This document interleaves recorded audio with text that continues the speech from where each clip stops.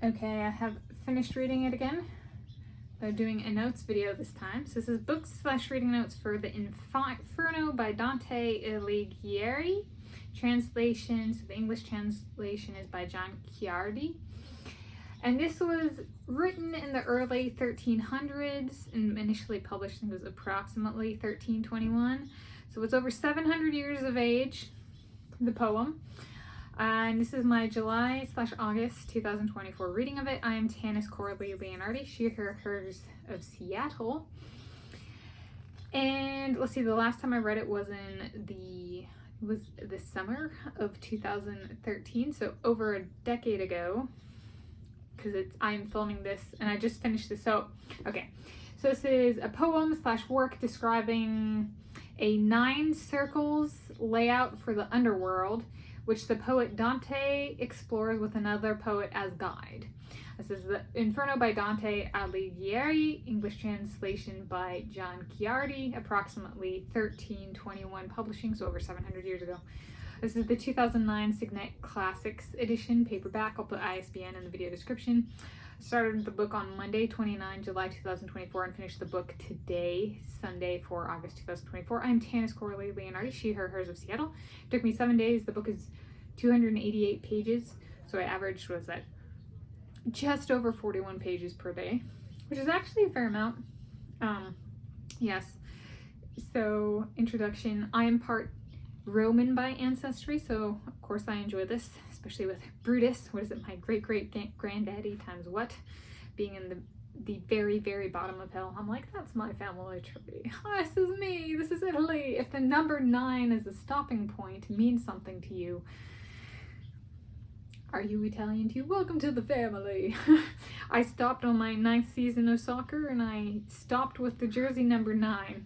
And there are 9 circles of hell, so it's like, it's destiny, you know? If you stop with the number 9, welcome to the family. Okay, so this is a public library copy. That's why there are little post-its in here. I'm trying something different for the reading notes. We'll see if I get to the post-its. Welcome back! Thank you. Mom's getting back with Kona Dog. So book notes.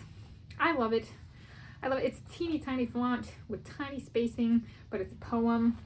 So like, there's this, that's the English translation, then there's an introduction for each canto, which is, instead of a chapter, it's a canto. And then the notes are like super teeny tiny font and with super teeny tiny spacing. And I was like, this book's gonna take, it was like over 2 minutes per page average. So that, you know, the 40 pages per day average, like, it took me like, you know, a couple hours. So I was like, yes, yeah. And I enjoyed it though. It's a 288 pages of dense material, as in like there's a lot in a little bit of space. And I love the size, and yeah. This is the same, I think I read when I read it back in 2013, this was also what I did. Not this exact copy, I don't think, but the edition. So I enjoy it. 5 out of 5, 10 out of 5. There we go. All right, reading notes. So 9 circles of hell. I was in he's guided through these 9 circles of hell, the poet Dante, by another poet. And essentially what allows them to pass through each of the 9 layers of hell and put it to words, what it's like, the mental states that go with each different circle of hell, is that they're poets. And there's a lot of religious kind of stuff brought in here, so he kind of has to have his poet a guide who was capable of survival both before the time of Jesus Christ and after. So his poet guide is Virgil, who was born, was it a few decades before Jesus Christ and then died after Jesus Christ. So he was born like, you know, something BC and then died AD. So he lived through that transition, and so that was who he chose as his guide. And so, you know, this person who has an understanding of the before in ancient times, as well as the current times, in that sense, he saves Dante on this journey through the different circles, sometimes physically, and like lifting him up to transport him, so to speak. And so I was thinking, okay, what is that in my life? like, if I were ever to debut, can I make this a dedication to dead runners? Because, right, Dante lived in the 1200s and 1300s, so he chose somebody before his time. Could I do something like that for my career? It's like, yes. My guide through the 9 circles of hell, I've decided and deemed John Ciardi of Australia. He's a dead runner. And the BC is him running before the 3-minute and 58.0 second barrier was broken in the 1 mile run. And then BC was his run where he became the first human to run faster than 3 minutes and 58 seconds in the 1 mile run. And then the AD is John Ciardi alive after he achieved that goal. So that's my Virgil, is John Ciardi of Australia. And my 9 circles of hell, I've decided, are going to be, it would be, so a lot of people go for gold medals. And I'm like, okay, let's say I was faster than all men in the 1 mile run. Or no, with the 1500 meters run. Let's do something that's a standard repertoire, or part of the standard repertoire at the national championships level. So I would do, and some people want to be at the Olympic Games or the World Championships or whatever to win their gold medals. I want 9 medals where the competition is like, if you are faster than all men, or you're faster than men, or you're faster than men, you can compete in our national championships with the men. But you have to be faster, and like you have to have multiple performances where you're actually faster than the men for that to be allowed here. So then, in that sense, I get invited, but I'm allowed is more of a better term, because I'm fast enough. And so then, what would the 9 competitions be? Would I do YouTube videos? YouTube ideation, you know, and do a book/reading notes video for each circle of hell. And if there's overlap in one canto, then read it for both and do a notes video for that. But tie it to each medal that I'm going for and do 1 medal at 9 different competitions. So it's like, what have I got? Okay. Nigerian National Championships, Ethiopian National Championships, Russian National Championships, Chinese National Championships, Italian National Championships, Hungarian National Championships, Scottish National Championships. So I've brought all of that up on this channel before as places I want to compete, with the Russian National Championships specified as Russian Solidarity Games, so they would have to break that one out, or down, I guess, scale that down. And then, so what are the other 2? Well, if I'm living with Léon Marchand, French National Championships, and if he has me go to school in Norway to get a PhD in material science and engineering, then Norwegian National Championships. 9. I want a medal in each of those once I'm faster than men, and I have to compete with the men, right? So, and yeah, and that's, and I can only compete in one event, the 1500 meters, right? So even if I have my running repertoire is the 800 meters, 1500 meters, and 1 mile run, I only get to compete in one event for each of those until I have the 9 medals. And then, if I want more, I get to do an encore. I don't get to stop at 10. It comes in a packet of 9.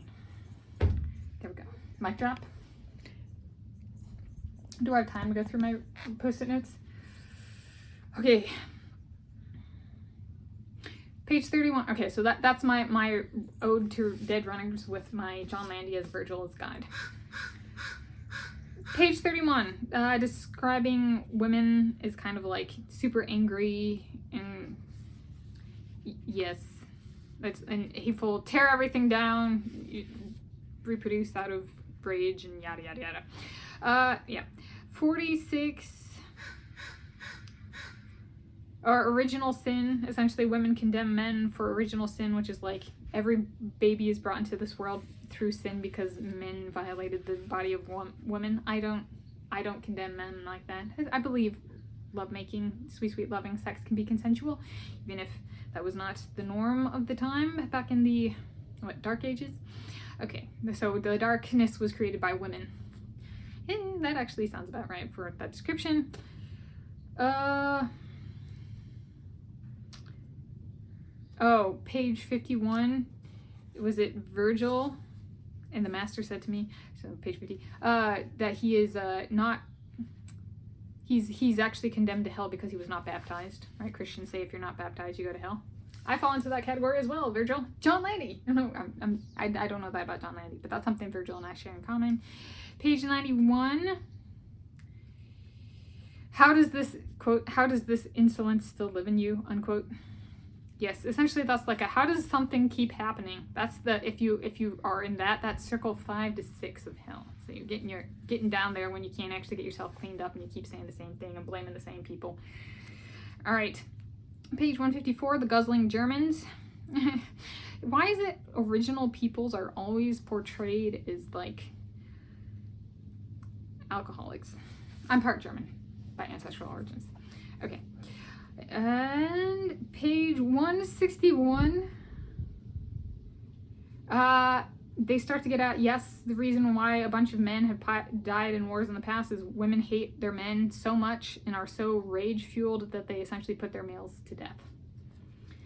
Which actually gets me to the next one, is something in the last book I read, Hannibal, Rome's Worst Nightmare, I brought up, I kid you not, 3 people. So I brought up the imagery of the battle at Cannae, where there was all those rings from the Roman men, gold rings, and Dante actually refers to that in this poem. So it captured the interest of this guy over 700 years ago. It captures the interest of me, and it captures the interest of the translator because it's in the notes section on page 240. It was like, there's 3 people, 2 male, 1 female, that we are all interest piqued by this one image of all of these rings, right? Those rage-fueled women get their men off and they die. But was it all of one? I don't know. So that's if you've watched the notes video for the book I read before this, the Hannibal, Rome's Worst Nightmare. I brought that up there, so I'm like, oh, look at that. Synchrony, harmony between us Italians by ancestral origins. And then page 281, another nod to my YouTubing. It says, quote, the land where C sounds sweet and clear, Italy. Yeah, C means yes. I have that as an Italian word of the day. That's page 281. So sometimes you just know your family when stuff like that happens. So there we go. In conclusion, this marked full book number 33 for me for the 2024 year. And the last time I read this, so if the publishing was 1321, it was written before then I've read it before it turned 700 years of age and after. Because I read it before this in 2013 and then now again in 2024. So there we go. Notes from my July/August 2024 reading of The Inferno by Dante Alighieri.